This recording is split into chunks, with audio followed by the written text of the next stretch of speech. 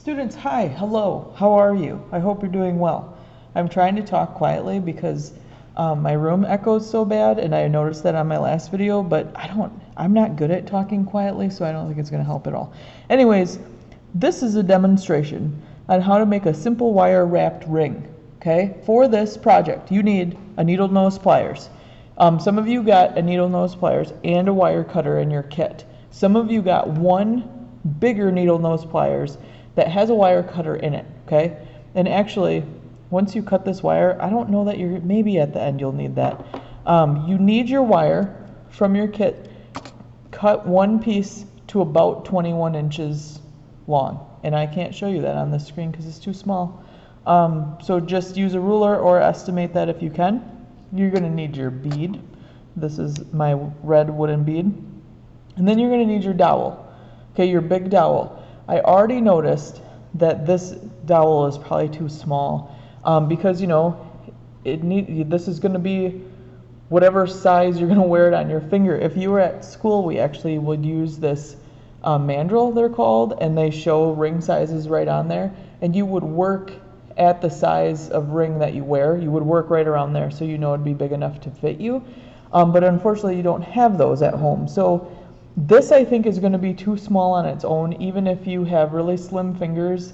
I just tried to make one, and I don't even think it's going to work. So what you could do, an easy hack, would be that felt that I gave you for the mandala project. You could actually just like wrap that around your dowel to make it a little bit thicker. And then if you tape that on there, I have some masking tape here. It would make the inside of your ring larger so it would fit your finger. So you know, unfortunately, like I said, you don't have tools to measure at home. Well, actually, maybe you do. If you were going to measure your ring size, sorry, so that's what that's going to look like. If you have something at home, we measure our fingers with this flexible tape. So like if I wanted to wear it on this finger, I would wrap it around my finger like so. It's like roughly can you see that? 2 3/4. And then if I wrapped it around here, oh, that's pretty close. It's about 2 1/2. So, you know, maybe I would want to go around it one more time with felt. But if you have that at home, you could use it. Otherwise, you know, this can always be a gift for somebody with different size fingers when you're done. So what you're going to do to begin is take your bead and put it on the wire. Okay, you're going to put it about halfway in the middle, and then you're just going to work on your dowel. So we're going to take our wire. I'm just going to hold it with one hand, and then with the other hand I'm going to wrap it around 2 times. Oh, I'm probably going way too tight. I get a little aggressive with things. What are you going to do? Okay, and then I'm going to go around 2 times with the other side. So they're on opposite sides. Okay, so I have 4 wires in the back here. If you see that.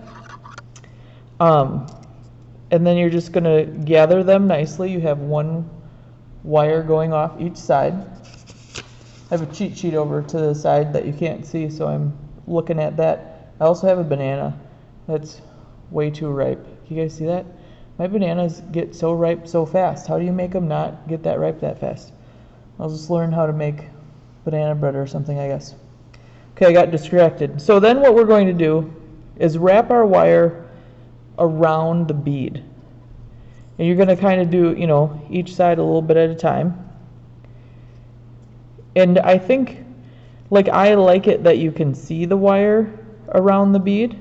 So you could do this for however long you want to, like however big you want that space to be seen with wire around it, okay?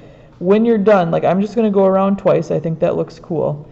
When you're done, you're going to slide your ring off your dowel, if you can, but see, I wrapped it too tightly. Ooh, I really did. Okay, here it comes. Hopefully I don't wreck it. Okay, you're going to take that off your dowel. Then you're going to straighten up everything that you kind of bent. Okay? And then you're going to take one side and wrap it through your ring and gather those wires. And I'm going to do that 3 times. Actually, yeah, 3 times.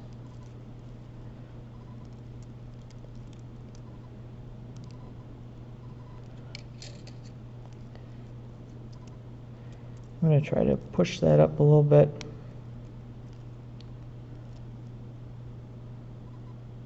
Do you see this? Is this focused? And then you're going to do the same thing on the other side. So again, I'm just going to wrap it 3 times around.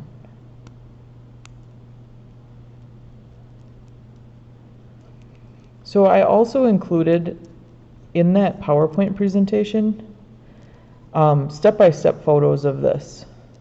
So if this is hard to watch, my hands get in the way too much, it might be worth going to that PowerPoint and just like looking at each slide as you do it. Just a thought. Okay, then when you're done with that, you're gonna trim these wires off. So I'm gonna take my wire cutter, and what we like to do, I mean, really ideally, I would tuck the wire inside. That might scratch you when you wear it though, so maybe if we just do it slightly to the side, and then slightly to the side up here. And then I'm going to take my needle nose pliers and just kind of push it down a little bit so that, you know, end of the wire doesn't scratch you when you're putting this ring on or taking it off. Okay, and then you really just adjust everything to make it look how you want it to. Make sure the bands in the back, you know, you could flare them out if you wanted. You could smush them all together if you wanted. It's really how you want it to look. Oh, it's still a little small.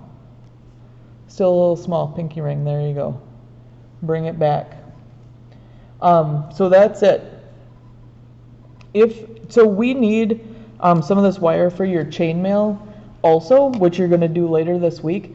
But if you wanted to make a second one, I'm sure you have enough for that. And if you wanted to make more after you make the chainmail, that would be great too. If you find more beads that you like, or you can go to the store. They have all sorts of different color wire. So if you go to the store, you can find some of this. Think of how quick this was to make. Maybe you can sell them on Etsy and make millions of dollars. What do you think? Great idea. Please email me if you have any questions or join me at Touchpoints. Otherwise, I will see you in class. I hope you have a great day.